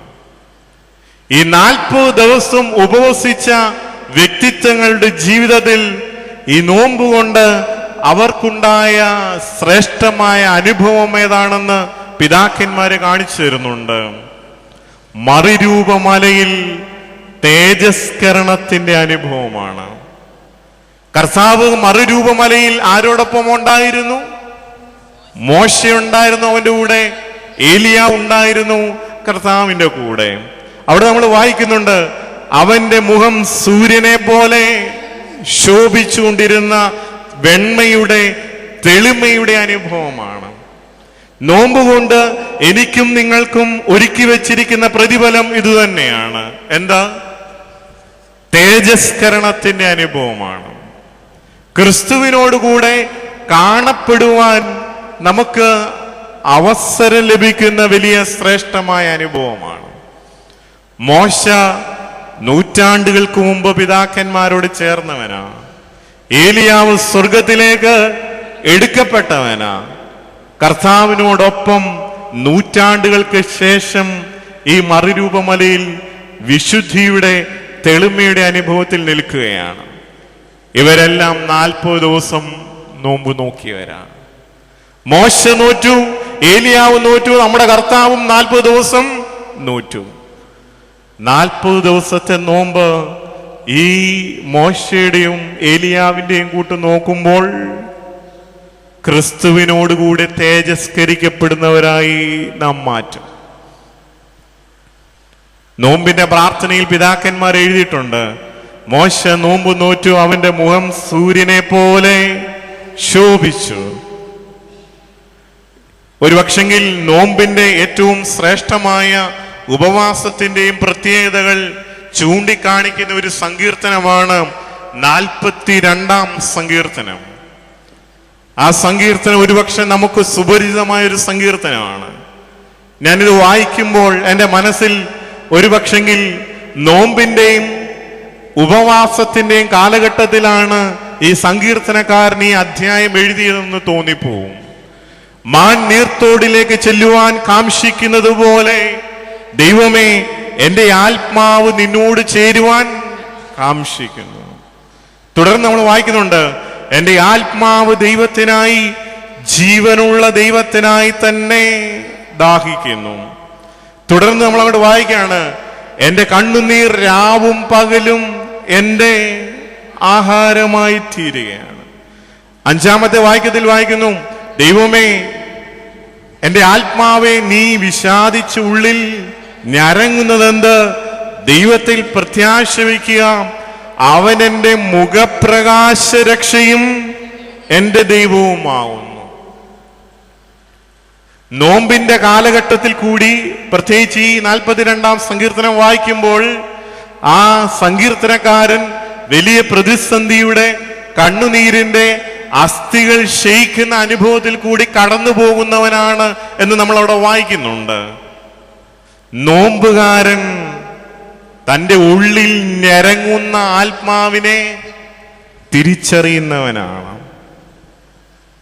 നോമ്പിന്റെ കാലഘട്ടത്തിൽ നമ്മുടെ ഉള്ളിലുള്ള ആത്മാവിന്റെ ഞരക്കങ്ങളെ തിരിച്ചറിയുന്നവനാവണം. ഉള്ളിലൊരാത്മാവുണ്ടെന്ന് എന്തെങ്കിലും തോന്നിയിട്ടുണ്ടോ? ഇല്ലെങ്കിൽ ഇനിയും തോന്നണം. എന്റെയും നിങ്ങളുടെയും ജീവൻ പോയി എന്ന് പറയുന്നത് എപ്പോഴാ? നമ്മുടെ ശരീരത്തിൽ നിന്ന് എന്തോ ഒന്ന് മാറ്റപ്പെടുമ്പോഴാണ് ജീവൻ പോയി എന്ന് നമ്മൾ പറയുന്നത്. എന്തു മാറ്റപ്പെടുമ്പോഴാ? ശരീരത്തിൽ നിന്ന് ആത്മാവ് മാറ്റപ്പെടുമ്പോഴാണ് നമ്മൾ പിന്നീട് അതിനെന്ത് പറയും? മൃതശരീരം, ഇച്ചിരിയുടെ ശ്രേഷ്ഠമായ ഭാഷയിൽ ഭൗതിക ശരീരം എന്നൊക്കെ നമ്മൾ പറയും. എന്റെയും നിങ്ങളുടെയിൽ എന്തോ ഒന്ന് ഉള്ളത് കൊണ്ടാണ് ഞാനും നിങ്ങളും ജീവനുള്ളവൻ എന്ന് പറയുന്നത്. എന്തുള്ളത് കൊണ്ടാ? ആത്മാവ് ഉള്ളിലുള്ളത് കൊണ്ടാ. ആ ആത്മാവിന്റെ ഞരക്കങ്ങളെ എന്നെങ്കിലും ഗ്രഹിക്കുവാൻ നമുക്ക് കഴിഞ്ഞിട്ടുണ്ടോ? ശരീരത്തിന്റെ ക്ഷീണം, ശരീരത്തിന്റെ തളർച്ച, ശരീരത്തിന്റെ രോഗം, ഇതൊക്കെ തിരിച്ചറിയാൻ നമുക്ക് കഴിയും. ഉള്ളിൽ ഞരങ്ങുന്ന ആത്മാവിനെ തിരിച്ചറിയാൻ കഴിയാതെ ഇരിക്കുമ്പോൾ അത് തിരിച്ചറിയുവാനുള്ള കാലഘട്ടമാണ് നോമ്പിന്റെ കാലഘട്ടം. സങ്കീർത്തനക്കാരൻ ചോദിക്കുന്നത് പോലെ സ്വയം ചോദിക്കണം, എന്റെ ആത്മാവേ, നീ ഉള്ളിൽ വിഷാദിച്ച് ഞരങ്ങുന്നത് എന്തിനാണ്? ചില കൊച്ചുകുട്ടികൾ അവർക്ക് സംസാരിക്കാൻ പ്രായമാവുന്നതിന് മുമ്പ് അവർക്ക് വിശപ്പും ദാഹവും ഒക്കെ അവർ പ്രകടിപ്പിക്കും വ്യത്യസ്തമായ രീതിയിലാണ്. തീരെ പൊടി പിള്ളേരാണെങ്കിൽ അവർ കരഞ്ഞു കാണിക്കും. കുറെ കൂടി ഇച്ചിരിയുടെ പ്രായമൊക്കെ പാത്രമൊക്കെ എടുത്ത് കൈ തന്ന് കാണിക്കും. പിന്നെ കുറച്ചുകൂടെ കഴിയുമ്പം അമ്മച്ചിമാര് പുറകെ നടക്കും, ഇതൊന്ന് കഴിക്കടാ എന്ന് പറഞ്ഞുകൊണ്ട്. ഒരു കുഞ്ഞിന്റെ ആവശ്യങ്ങൾ തിരിച്ചറിയുവാൻ നമ്മൾ പര്യാപ്തരാണ്. പക്ഷെങ്കിൽ ഉള്ളിലുള്ള ആത്മാവിന്റെ ഞെരുക്കങ്ങളെ തിരിച്ചറിയുവാനായിട്ട് നമുക്ക് കഴിയുന്നുണ്ടോ? ജീവിതത്തിൽ ശ്രേഷ്ഠമായതല്ലാത്തതിന് ചിലതിന് കൊടി പിടിക്കേണ്ടി വരുമ്പോൾ ഉള്ളിലുള്ള ആത്മാവ് ഞെരങ്ങുന്നതായി തോന്നിയിട്ടുണ്ടോ?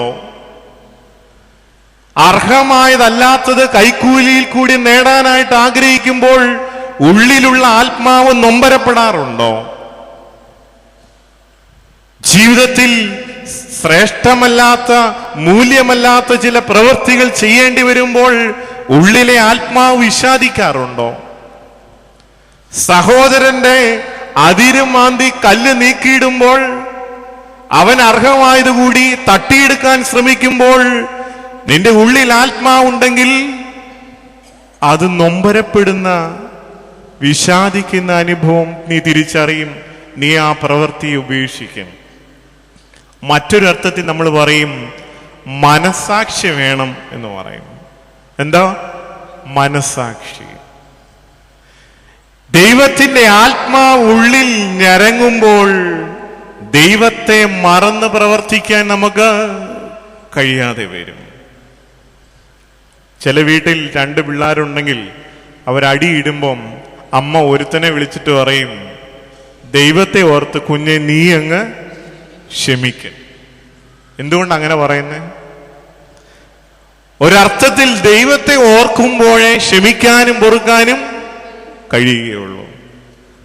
ആ ദൈവത്തെ പറ്റിയുള്ള ഓർമ്മ നമുക്ക് തരുന്നത് എപ്പോഴാണ്? ആത്മാവ് ഉള്ളിലിരുന്ന് ഇങ്ങനെ ഞരങ്ങും. ദൈവത്തിന് ഹിതമല്ലാത്തത് ചെയ്യുമ്പോൾ, ഒരിക്കലും അർഹമല്ലാത്തത് ചിലത് തട്ടിയെടുക്കുമ്പോൾ, ചിലത് അർഹമായത്, മറ്റുള്ളവൻ അർഹമായത് ഞാൻ നേടാൻ ശ്രമിക്കുമ്പോൾ, കൈക്കരുത്തും കൈക്കൂലിയും കൊടുത്ത് ചിലതൊക്കെ സ്വന്തമാക്കാൻ വെമ്പൽ കൊള്ളുമ്പോൾ, ഉള്ളിൽ ആത്മാവുണ്ടെങ്കിൽ അത് ഞരങ്ങണം. ആ ഉള്ളിലെ ആത്മാവിന്റെ ഞരക്കങ്ങളെ തിരിച്ചറിയാൻ കഴിയുന്നതാവണം ഈ നോമ്പ്. സങ്കീർത്തനക്കാരൻ ഓർപ്പിക്കുകയാണ്, മാൻ നീർത്തോടിൽ ചെല്ലുവാൻ കാംക്ഷിക്കുന്നത് പോലെ എന്റെ ആത്മാവ് നിന്നോട് ചേരുവാൻ കാംക്ഷിക്കുകയാണ്. എന്റെ ആത്മാവ് ദൈവത്തിനായി, ജീവനുള്ള ദൈവത്തിനായി തന്നെ ദാഹിക്കുന്നതാണ്. എന്റെ ആത്മാവെ നീ ഉള്ളിൽ വിഷാദിച്ച് ഞരങ്ങുന്നത് എന്തിനാണ്? ദൈവത്തിൽ പ്രത്യാശ വയ്ക്കുക. അവൻ എൻ്റെ മുഖപ്രകാശരക്ഷയും എൻ്റെ ദൈവവുമാവുന്നു എന്നിങ്ങനെ ഞാൻ ഇനിയും അവനെ സ്തുതിക്കും. പ്രിയമുള്ളവരെ, നോമ്പുകാലം ഉള്ളിലുള്ള ആത്മാവിൻ്റെ ഞെരുക്കത്തെ തിരിച്ചറിയുവാനുള്ള ഒരു കാലഘട്ടമാണ്. ശരീരത്തെ അല്പം ക്ഷീണിപ്പിക്കുമ്പോൾ പ്രാർത്ഥനയുടെയും ഉപവാസത്തിൻ്റെയും ദാനധർമ്മത്തിൻ്റെയും പ്രവർത്തികൾ കൊണ്ട് നമ്മുടെ ഉള്ളിലുള്ള ആത്മാവിനെ നമ്മൾ ശക്തീകരിക്കുക. ഉള്ളിലുള്ള ആത്മാവ് ശക്തിയായെങ്കിൽ മാത്രമേ ദൈവത്തിന് നിരക്കുന്ന പ്രവർത്തികളെ ചെയ്യുവാൻ നമുക്ക് കഴിയുള്ളൂ. നമ്മൾ അധിവസിക്കുന്ന ഈ കാലഘട്ടത്തിൽ നമ്മൾ കാണുകയും കേൾക്കുകയും ചെയ്യുന്ന വാർത്തകൾ എത്രയെത്ര മനസ്സുകളെ നമ്മൾക്ക് വേദന നൽകുന്നതാണ്. അപ്പനും അമ്മയും അവരുടെ ജീവിതത്തിൽ സംഭവിക്കുന്ന വേദനകളുണ്ടാവും. ചില മക്കൾ എത്ര ക്രൂരമായി പോലും അമ്മയപ്പന്മാരെ കൊല്ലാൻ പോലും മടി കാണിക്കാത്ത ഒരു കാലഘട്ടമാണ്. സ്വന്തം സഹോദരനെ ഒരിറ്റു നേട്ടത്തിന് വേണ്ടി കൊല്ലാൻ മടി കാണിക്കാത്ത കാലഘട്ടമാണ്. പ്രിയമുള്ളവരെ, ഈ ഒരു കാലഘട്ടത്തിൽ ദൈവത്തെ അറിയുന്ന ജനമായി, ദൈവത്തെ അറിയുന്ന ഒരാത്മാവുള്ളവരായി തീരണമെങ്കിൽ ഈ നോമ്പ് നമുക്ക് ശ്രേഷ്ഠമായ അനുഭവത്തിൽ കൂടി കടന്നു പോകാൻ ഇടയാകണം. ഉള്ളിലുള്ള ആത്മാവിൻ്റെ ഞെരുക്കങ്ങളെ അറിഞ്ഞ് പ്രാർത്ഥനയോടും ഉപവാസത്തോടും ദാനധർമ്മത്തോടും കൂടി ആ ആത്മാവിനെ ശക്തീകരിക്കുവാൻ നമുക്ക് കഴിയണം. ഈ നോമ്പ് തേജസ്കരണത്തിൻ്റെതാകണം. സങ്കീർത്തനക്കാരൻ ഓർപ്പിക്കുന്നത് പോലെ ദൈവത്തിൻ്റെ മുഖപ്രകാശ രക്ഷ സ്വീകരിക്കുന്നതാകണം. ഞാൻ ഓർപ്പിച്ചു, 40 ദിവസം നോമ്പ് നോക്കിയ മോശയും ഏലിയാവും മറുരൂപമലയിൽ ക്രിസ്തുവിനെ കണ്ട് തേജസ്കരിക്കപ്പെട്ടതുപോലെ നൂറ്റാണ്ടുകൾക്ക് മുമ്പ് ജീവിക്കുകയും നോമ്പ് നോക്കുകയും ചെയ്ത പിതാക്കന്മാർ നൂറ്റാണ്ടുകൾക്ക് ശേഷം ദൈവത്തിന്റെ തേജസ്കരണത്തിൽ ഭാഗവാക്കായതുപോലെ കർത്താവിന്റെ രണ്ടാമത്തെ വരവിൽ കുരുത്തോലകൾ ഏന്തിക്കൊണ്ട് നിൽക്കുന്ന നിരയിൽ ആ രക്ഷിത ഗണത്തിൽ ഉൾപ്പെടുവാൻ വേണ്ടിയുള്ള മുന്നൊരുക്കം കൂടിയാണ് ഈ ഉപവാസം നോമ്പും എന്നുള്ളത്. ഓരോ സംസ്കാര ശുശ്രൂഷയിലും നമ്മൾ പ്രസംഗിക്കുകയും പ്രാർത്ഥിക്കുകയും ചെയ്യുന്നതാണ്. ആത്മാവെ സമാധാനത്തോടുകൂടി പോവുക, കർത്താവിന്റെ രണ്ടാമത്തെ വരവെങ്കിൽ കുരുത്തോലകൾ ഏന്തിക്കൊണ്ട് നിൽക്കുന്ന ആ രക്ഷിത ഗണത്തിൽ വീണ്ടും കാണാം. കർത്താവിനോടൊപ്പം വീണ്ടും കാണുവാനുള്ള ഒരുക്കത്തിന്റെ ഭാഗമാണ് ഈ നോമ്പ് എന്ന് പറയുന്നത്. പ്രിയമുള്ളവരെ, 3 ചിന്തകളാണ് ഈ പകൽക്കാലം നമ്മൾ കൈക്കൊണ്ടത്. ഒന്ന്, നോമ്പ് എന്തിൻ്റെതാവണം? നിലവിളിയുടെയും പ്രാർത്ഥനയുടെയും കണ്ണുനീരിന്റെയും ആവണം. രണ്ടാമത്, നോമ്പ് ദൈവത്തെ അന്വേഷിക്കുന്ന ബുദ്ധിമാന്മാരുടെ ഗണത്തിലേക്ക് നമ്മെ ചേർക്കുന്നതാവണം.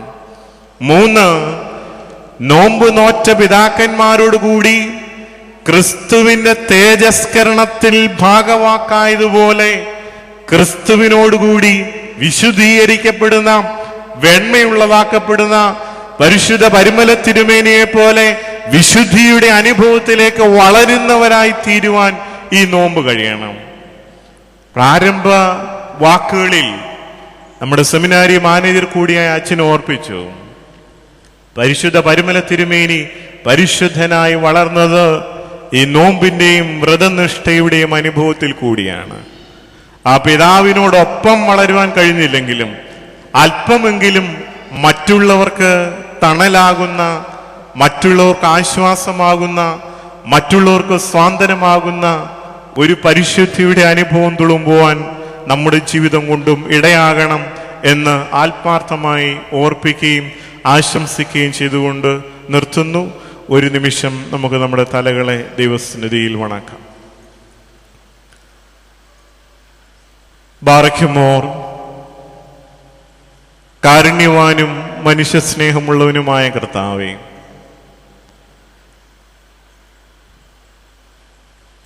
ഞങ്ങളേവരെയും ആത്മശരീര മനസ്സുകളെ തിരുസന്നിധിയിൽ സമർപ്പിക്കുന്നു. അത് ശ്രേഷ്ഠമായ കാഴ്ചകൾ പോലെ അവിടുന്ന് സ്വീകരിക്കണമേ. നോഹിന്റെയും അബ്രഹാമിന്റെയും നോഹിയുടെയും ബലിയെ കൈക്കൊണ്ടതുപോലെ ഞങ്ങളുടെ പ്രാർത്ഥനകളും നോമ്പുകളും അപേക്ഷകളും ഉപവാസങ്ങളും അവിടുന്ന് സ്വീകരിക്കണമേ. കർത്താവേ, നിന്നെ അന്വേഷിക്കുന്ന ബുദ്ധിമാന്മാരായി, പിതാക്കന്മാരെ പോലെ നിന്നെ മുറുകെ പിടിക്കുന്നവരായി, ഞങ്ങളുടെ പുതിയ തലമുറയ്ക്ക് വേണ്ടി കണ്ണുനീരോടുകൂടി നിന്നെ അപേക്ഷിക്കുന്നവരായി, നീ ഞങ്ങൾക്ക് വേണ്ടി ഒരുക്കിയിരിക്കുന്ന വലിയ ഓഹരിക്ക് അവകാശികളായി തീരുവാൻ വേണ്ടി ഈ നോമ്പിന്റെ കാലം ഞങ്ങളെ അവിടുന്ന് രൂപപ്പെടുത്തണമേ. ഞങ്ങളുടെ ശിശുക്കളെ അവിടുന്ന് വളർത്തണമേ. പഠിക്കുന്ന മക്കളെ അനുഗ്രഹിക്കണമേ. പരീക്ഷയ്ക്ക് വേണ്ടി ഒരുങ്ങുകയും അതിൽ കൂടി കടന്നു പോവുകയും ചെയ്യുന്ന മക്കളെ അവിടുത്തെ നന്മകളാൽ പരിപാലിക്കണമേ. നമ്മുടെ യുവതി യുവാക്കന്മാരെ അവിടുന്ന് പരിപാകതയുള്ളവരാക്കി തീർക്കണമേ. കുടുംബജീവിതത്തിലായിരിക്കുന്നവരെ അവിടുന്ന് അനുഗ്രഹിക്കണമേ. കർത്താവെ, മക്കളില്ലാതെ ക്ലേശിക്കുന്നവരുടെ കണ്ണുനീരിനെയും സങ്കടങ്ങളെയും അവിടുന്ന് കാണാതെ പോകരുതേ. ഗർഭിണികളായിരിക്കുന്നവരെ അവിടുന്ന് താങ്ങണമേ. ആരോഗ്യമുള്ള ഒരു കുഞ്ഞിന് ജന്മം നൽകത്തക്കവണ്ണം അവരെ അനുഗ്രഹിക്കണമേ. ജോലിക്ക് വേണ്ടിയും വിവാഹത്തിന് വേണ്ടിയും ആഗ്രഹിക്കുന്നവർക്ക് തക്കതായ ചിന്തകളെ, തീരുമാനങ്ങളെ അവിടുന്ന് പകർന്നു കൊടുക്കണമേ. രോഗികളായിരിക്കുന്നവരെ ദൈവസന്നിധിയിൽ ഓർത്ത് പ്രാർത്ഥിക്കാം. പരിശുദ്ധ പരിമല തിരുമേനിയുടെ മധ്യസ്ഥതയാൽ ഞങ്ങളുടെ വേദനിക്കുന്ന അസ്ഥികളെ അവിടുന്ന് തൊടണമേ. പരിപൂർണമായ സൗഖ്യം അവിടുന്ന് പകർന്നു നൽകണമേ. ദൂരെയായിരിക്കുന്നവരെ അവിടുന്ന് സംരക്ഷിക്കണമേ. അനാഥരെയും വിധവുമാരെ അവിടുന്ന് പോറ്റി പുലർത്തണമേ. കർത്താവെ, മനസ്സ് തകർന്നിരിക്കുന്നവരെ അവിടുന്ന് ശാന്തതപ്പെടുത്തണമേ. സാമ്പത്തികവും കുടുംബസംബന്ധവുമായ വൈഷമ്യങ്ങൾ കൂടി കടന്നു പോകുന്നവർക്ക് സ്വാന്തനമായി അവിടുന്ന് കൂടെ ഇരിക്കണമേ. വാർദ്ധക്യത്തിലായിരിക്കുന്നവർക്ക് അവിടുന്ന് ശക്തിയെ പകർന്നു കൊടുക്കണമേ. ഞങ്ങളുടെ പരിശുദ്ധ സഭയെ അവിടുന്ന് അനുഗ്രഹിക്കണമേ. സഭയെ നയിക്കുന്ന പിതാക്കന്മാരെ അവിടുന്ന് ശക്തീകരിക്കണമേ. സഭയുടെ പ്രവർത്തനങ്ങളെ അവിടുന്ന് പൂർത്തീകരണത്തിലെത്തിക്കണമേ. കർത്താവേ, നിന്റെ തിരുസന്നിധിയിൽ പരിശുദ്ധ പരിമല തിരുമേനിയുടെ കബറിങ്കിലേക്ക് കടന്നു വന്ന് വേദനകളെയും ഭാരങ്ങളെയും ഇറക്കി വയ്ക്കുന്നവർക്ക് നീ അവിടുന്ന് അനുഗ്രഹങ്ങളെയും ആശ്വാസത്തെയും അവിടുന്ന് പകർന്നു കൊടുക്കണമേ. ഞങ്ങളും ഞങ്ങളുടെ വാങ്ങിപ്പോയവരും നിനക്കും നിന്റെ പിതാവിനും നിന്റെ വിശുദ്ധ റൂഹായിക്കും സദാ സ്തുതിയും സ്തോത്രവും കരയേറ്റുവാനായിട്ട് തന്നെ. കർത്താവിനാൽ അനുഗ്രഹിക്കപ്പെട്ടവരെ, ഈ പകൽക്കാലം നിങ്ങളോടൊപ്പമായിരിക്കുവാൻ ഇടയാക്കിയ ദൈവത്തെ നന്ദിയോടെ ഓർക്കുന്നു. ഇങ്ങനെ ഒരു അവസരം നൽകിയ വന്യ വൈദിക ശ്രേഷ്ഠരോടുള്ള നന്ദി അർപ്പിക്കട്ടെ. പ്രാർത്ഥനാപൂർവം നോമ്പോടും പ്രാർത്ഥനയോടും ഉപവാസത്തോടും കൂടെ ഇവിടെ ആയിരുന്ന നിങ്ങളുടെ ഏവരുടെയും പ്രാർത്ഥനകൾ ദൈവം സ്വീകരിക്കട്ടെ എന്ന് ആത്മാർത്ഥമായി ആശംസിക്കുകയും പ്രാർത്ഥിക്കുകയും ചെയ്യുന്നു. നിങ്ങളുടെ പ്രാർത്ഥനയിൽ ബലഹീനായ എന്നെ ഓർക്കണം എന്ന് മാത്രം ആവശ്യപ്പെടുന്നു. ദൈവം നമ്മെ ഏവരെയും